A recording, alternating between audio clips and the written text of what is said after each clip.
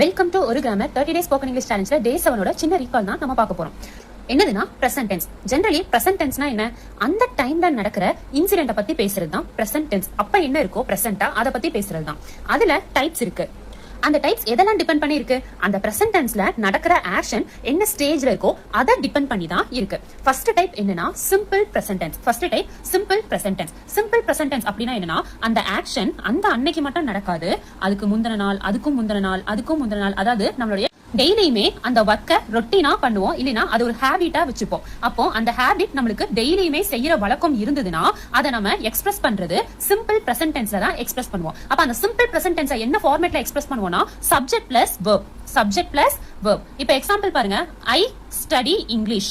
So I subject, study verb. So I study English everyday. டெய்லியுமே நான் English படிப்பேன். அவ கிரிக்கெட் விளையாடுவா. அப்போ கிரிக்கெட் விளையாடுறது அவளுடைய ரொட்டீனான ஹேபிட்டா இருக்கலாம். அதை எக்ஸ்பிரஸ் பண்றதை இப்படி பண்றாங்க. சோ சிம்பிள் டென்ஸ்னா, சிம்பிள் பிரசன்ட்னா டெய்லி அவங்க செய்யற ரொட்டீன் ஒர்க்கை எக்ஸ்பிரஸ் பண்றதா. அடுத்தது பிரசன்ட் கண்டினியூஸ். பிரசன்ட் கண்டினியூஸ் அது என்னன்னா ஒரு ஆக்ஷன் நடக்குது. இப்ப இந்த ஆக்ஷன் இங்க ஆரம்பிச்சிருக்கு, இங்க போயிட்டு இருக்கு அப்படின்னா நான் இருக்கிறது பிரசன்ட், இந்த இடத்துல இருக்கேன். அப்ப இந்த இடத்துல அந்த ஆக்ஷனை நான் எக்ஸ்பிரஸ் பண்ணும்போது பாருங்க, அந்த ஆக்ஷன் நான் பண்ணிக்கிட்டே இருக்கேன். அதுக்கு ஸ்டார்ட் ஆயிருச்சு, ஆனா இன்னும் எண்ட் ஆகல. இந்த டைம்ல கரெக்டா இந்த ஒர்க்கை நான் பண்ணிட்டே இருக்கேன். அதை எக்ஸ்பிரஸ் பண்றது தான் பிரசன்ட் கண்டினியூஸ். அந்த டைம்ல கரெக்டா இந்த நம்ம இருக்க டைம்ல நம்ம என்ன ஒர்க் பண்றோமோ அதை எக்ஸாக்டா எக்ஸ்பிளைன் பண்றது தான் present continuous tense. I am studying English now. She is reading a book.